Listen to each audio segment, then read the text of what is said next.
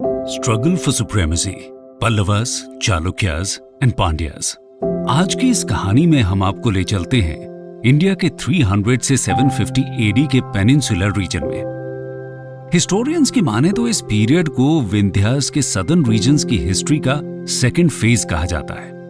पहला फेज था 200 बीसी से 300 एडी तक, जिसमें शुरू होने वाले कुछ प्रोसेसेस सेकंड फेज में कंटिन्यू रहे। इसके साथ ही इस फेज ने कुछ नए फीचर्स भी डेवलप किए जो कि पहले सिग्निफिकेंट नहीं थे। इस कहानी में हम इस पीरियड की इंपॉर्टेंट कॉन्फ्लिक्ट्स और पॉलिटिकल सिनेरियो के बारे में जानेंगे और अल्टीमेटली इन कॉन्फ्लिक्ट्स के कारण सोसाइटी, कल्चर और इकोनॉमी में क्या चेंजेस आए उनको समझेंगे। दोस्तों, जैसा कि हमने बताया, 300 से 700 एडी को पेनिनसुलर रीजन की हिस्ट्री का सेकंड फेज कहा जाता है। पर सेकंड फेज को अच्छे से समझने के लिए और इस लेक्चर का कॉन्टेक्स्ट सेट करने के लिए यह जानना जरूरी है कि सेकंड फेज फर्स्ट फेज से कैसे अलग था। आइए जानते हैं how second phase was different. First phase के टाइम की बात करें तो डेक्कन में सातवाहनाज ने अपना आधिपत्य जमाया और तमिल किंगडम्स ने तमिलनाडु के सदर्न किंगडम्स को डोमिनेट किया। इस पीरियड में northern Tamil Nadu, southern Karnataka, south Maharashtra और गोदावरी और महानदी के बीच के लैंड्स के रूलर्स इंडिपेंडेंट नहीं थे। उनका एलिजेंस रीजन के सराउंडिंग रीजन्स के पॉलिटिकल अथॉरिटीज की तरफ था।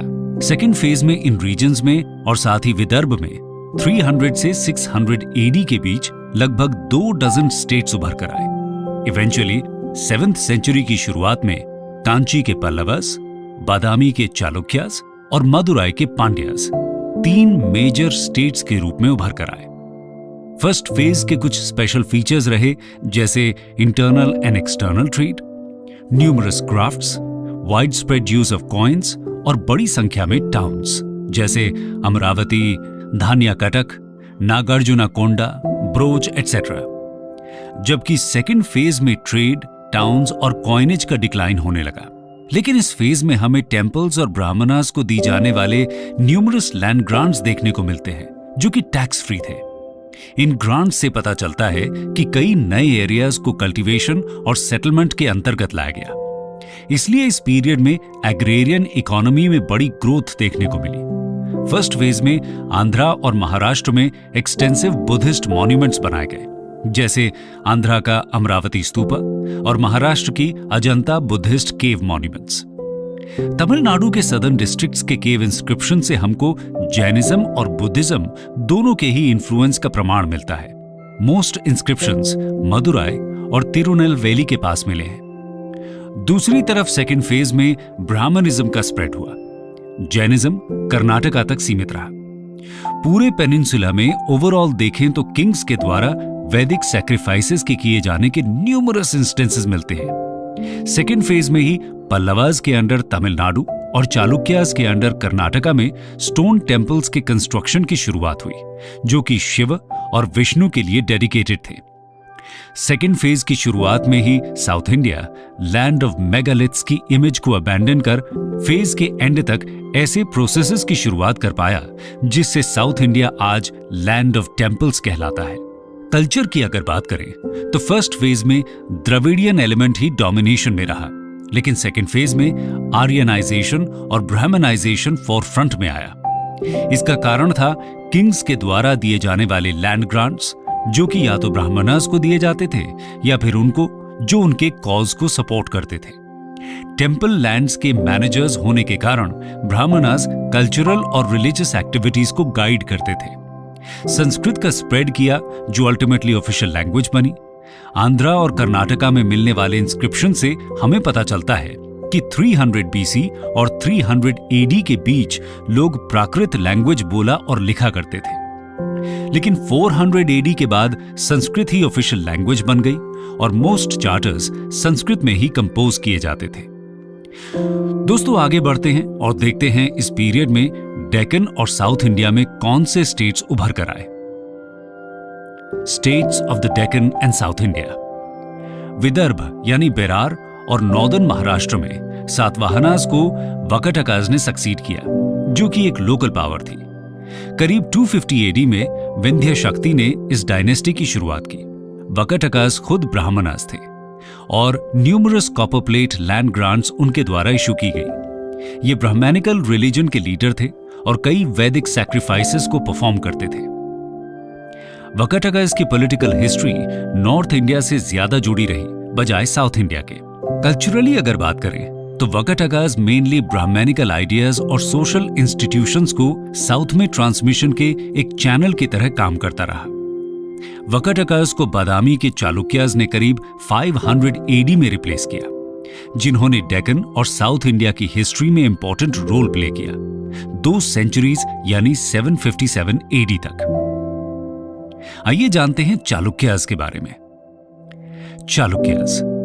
चालुक्यास ने अपना डिसेंट ब्रह्मा और मनु और द मून को बताया। उन्होंने बताया कि उनके एंसेस्टर्स अयोध्या के रूलर्स थे, लेकिन ऐसा सिर्फ लेजिटिमेसी और रिस्पेक्टेबिलिटी पाने के लिए किया।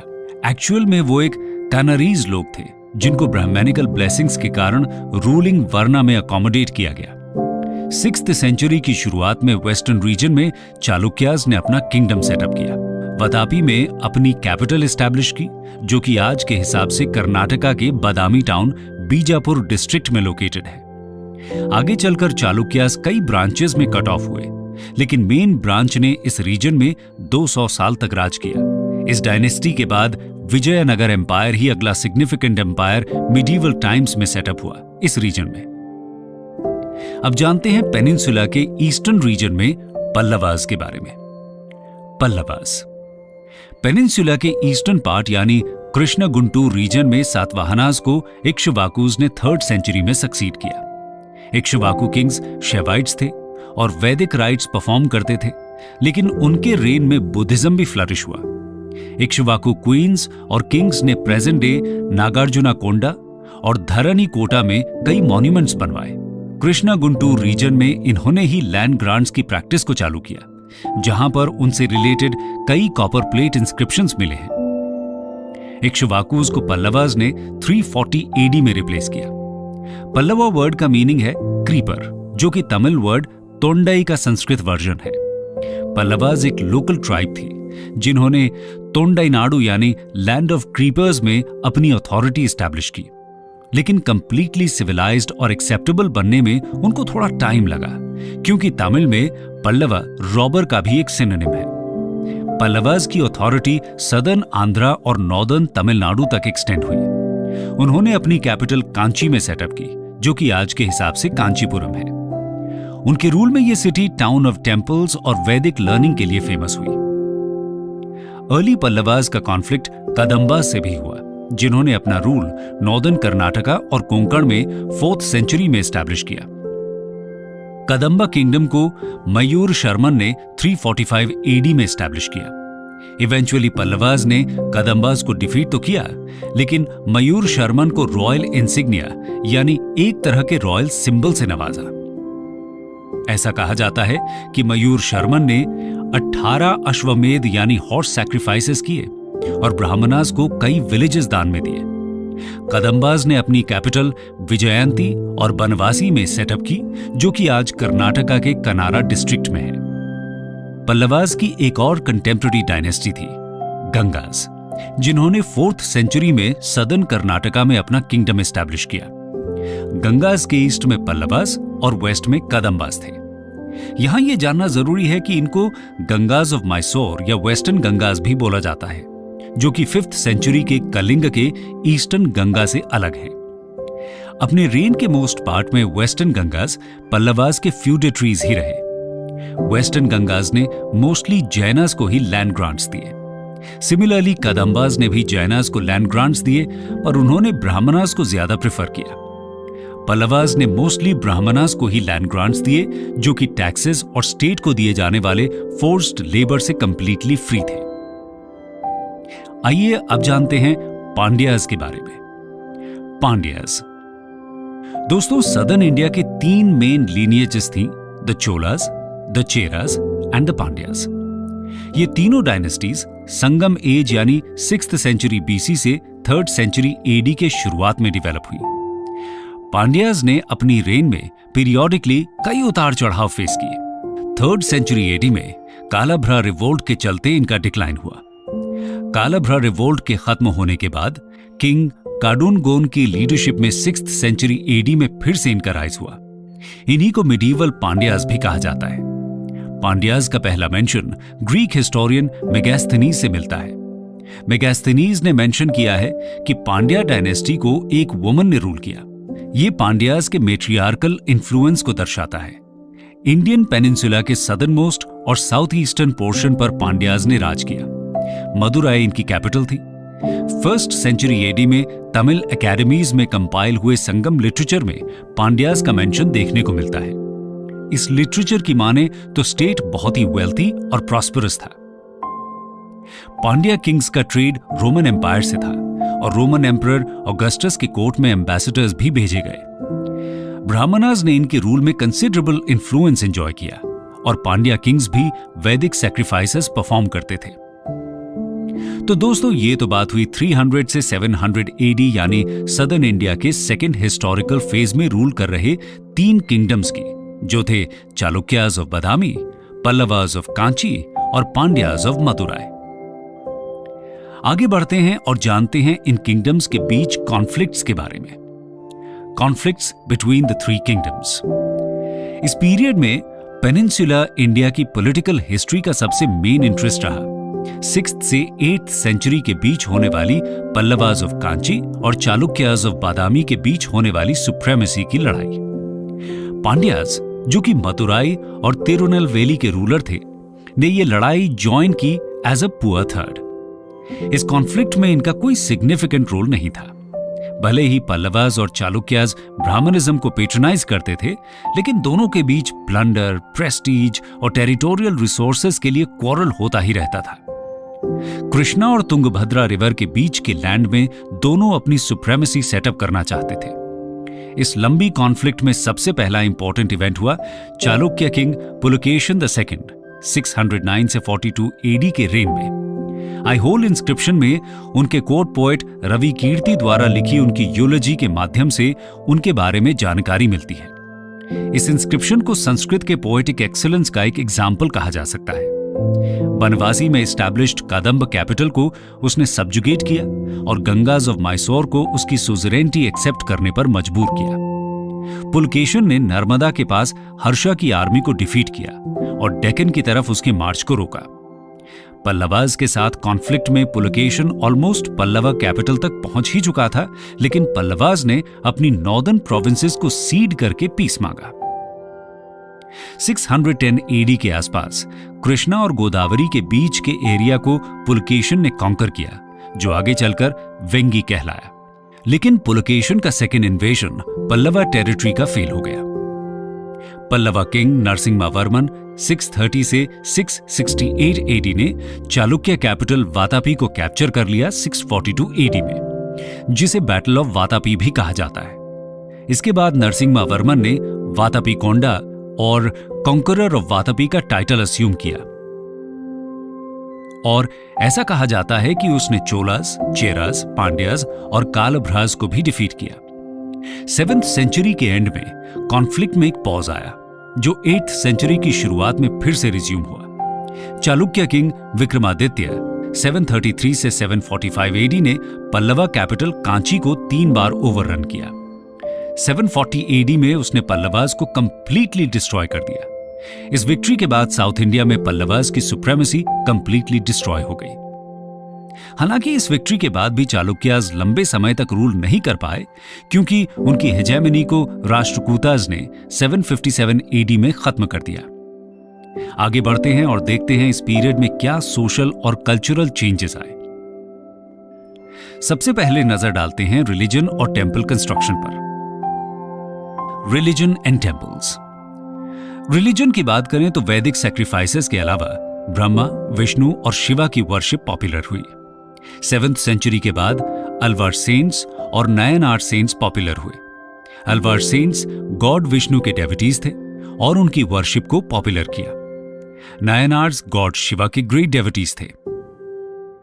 7th सेंचुरी के बाद से भक्ति कल्ट ने साउथ इंडियंस की रिलीजियस लाइफ को डोमिनेट करना चालू किया। अलवर्स और नायनार्स ने इसके प्रोपगेशन में एक बड़ा रोल प्ले किया। पल्लवा किंग्स ने 7th और 8th सेंचुरी में कई स्टोन टेम्पल्स का कंस्ट्रक्शन किया, इन सभी गॉड्स की हाउसिंग के लिए। इनमें से सबसे फेमस है महाबलीपुरम के 7 रथा टेम्पल्स, जो कि चेन्नई से 65 किलोमीटर की दूरी पर हैं। इन टेम्पल्स में महाभारत के इंसिडेंट्स को डिपिक्ट किया गया है। महाबलीपुरम एक पोर्ट सिटी थी जिसको नरसिम्हा वर्मन ने 7th सेंचुरी एडी में फाउंड किया। यहां का शोर टेम्पल भी बहुत फेमस है। ये एक स्ट्रक्चरल टेम्पल है जो शिवा और विष्णु को डेडिकेटेड है। कांची का कैलाशनाथ टेम्पल, जो कि 8th सेंचुरी में बनाया गया एक स्टोन बिल्ट आर्किटेक्चर का टेम्पल है, जिसकी मेन डेटी शिवा है। यहां पर 58 छोटे छोटे श्राइन्स भी हैं जो शिवा के वेरियस फॉर्म्स हैं। दूसरी तरफ चालुक्याज ने भी आइहोल में कई टेम्पल्स का कंस्ट्रक्शन किया। बादामी और पट्टाडकल में भी इनके टेम्पल्स देखने को मिलते हैं। पट्टाडकल का पापनाथ टेम्पल और विरूपाक्षा टेम्पल सबसे ज्यादा सेलिब्रेटेड है।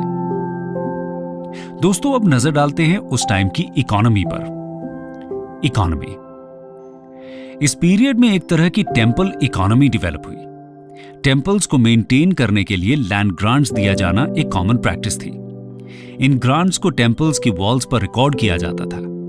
मोस्ट टेम्पल्स ब्राह्मणास के द्वारा ही मैनेज किए जाते थे। अर्ली मिडिएवल टाइम्स तक इन टेम्पल्स ने 3/5 ऑफ एरेबल लैंड को ओन कर रखा था।